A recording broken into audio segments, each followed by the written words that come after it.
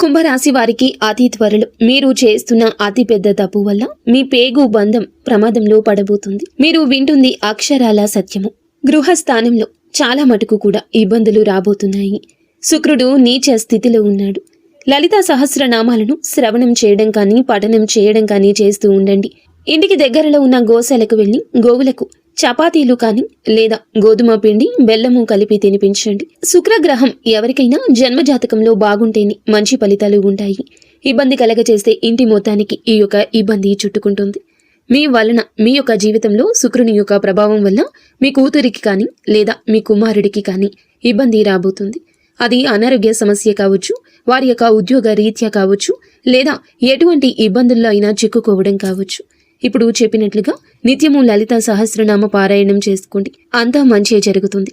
మీకు ఇంకా ఇతరత్ర ఎటువంటి సమస్యలు, సంతాన సమస్యలు, భార్యాభర్తల సమస్యలు, స్త్రీ పురుష వశీకరణం కూడా చేయగలరు మా గురువు గారు. 3 రోజుల్లో పరిష్కారం లభించును. నమ్మకంతో సంప్రదించండి.